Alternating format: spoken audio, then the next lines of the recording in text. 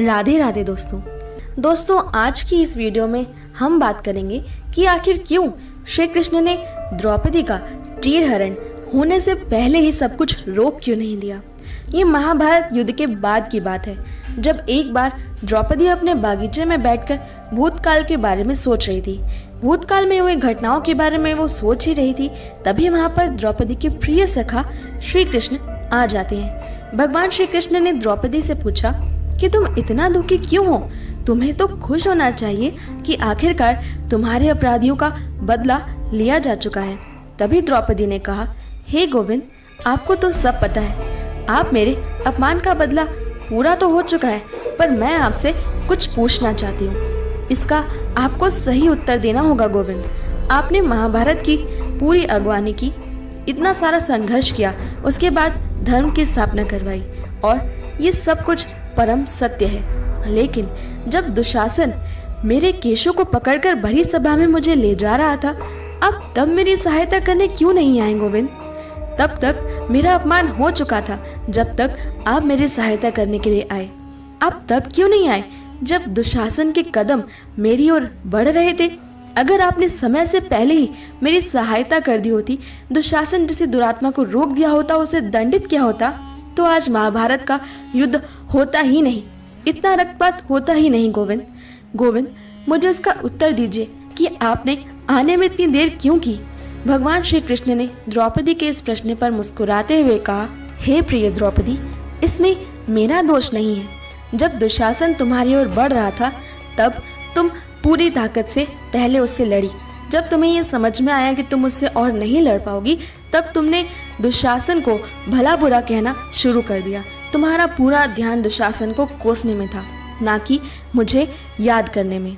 इसके बाद जब तुम्हें भरी सभा में लाया गया, तब भी तुमने अपने आप को असहाय पाकर पहले मुझे ना याद कर सभा में बैठे बाकी सभी लोगों को पुकारा। यानी कि अपने जीवन की सबसे असहाय परिस्थिति में तुमने अपने सबसे सर्वप्रिय मित्र, सबसे सर्वप्रिय सखा गोविंद को भूलकर उनके स्थान पर पहले अपने पतियों को याद किया, मनुष्यों को याद किया, पितामह भीष्म को याद किया। आखिरकार जब तुम्हें पता चला कि ये झूठा संसार भी तुम्हारी सहायता नहीं करेगा, तब तुमने मुझे पुकारा, और जैसे ही तुमने सच्चे हृदय से पूरी तरह से मेरे ऊपर आत्मसमर्पण कर दिया, तब मैं तुरंत तुम्हारी पुकार सुनकर दौड़ा चला आया। मैं द्वारिका में नहीं रहता, ना ही मैं वैकुंठ में, मैं तो अपने भक्तों के हृदय में सदैव रहता हूँ। अगर तुमने मुझे तब पुकारा होता जब दुशासन ने तुम्हारी ओर पहला कदम बढ़ाया था, तो मैं तभी तुम्हारी मदद के लिए आ गया होता द्रौपदी। ये सुनते ही द्रौपदी श्री कृष्ण के पैरों में गिर गई और रोने लगी। उन्हें उस दिन श्री कृष्ण की इन बातों के माध्यम से पता चला कि हम सभी मनुष्य बातें तो बहुत करते हैं कि हम ईश्वर के प्रति पूर्ण रूप से समर्पित हो चुके हैं, उन्हें सब कुछ मानते हैं, लेकिन वास्तव में हम कहीं ना कहीं अभी भी अपनी मुश्किल, अपनी खुशियों के समय में मनुष्यों को पहले याद करते हैं और ईश्वर को बाद में।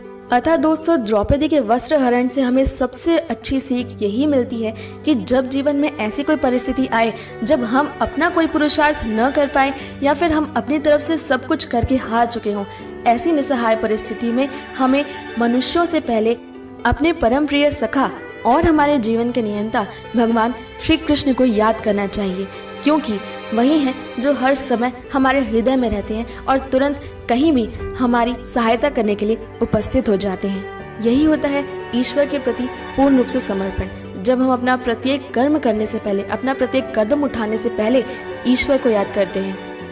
आपका क्या मानना है इस मुद्दे पर? हमें कमेंट सेक्शन में ज़रूर बताएं, और अगर आपको ये वीडियो पसंद आई तो इसे लाइक, शेयर और हमारे चैनल को ज़रूर सब्सक्राइब कर लें, नोटिफिकेशन बेल भी ऑन कर लें, ताकि हमारी सारी नई वीडियोस की नोटिफिकेशन सबसे पहले पहुंचे आप तक। मैं मिलती हूँ आपसे अगली वीडियो में, तब तक के लिए stay happy and Radhe Radhe.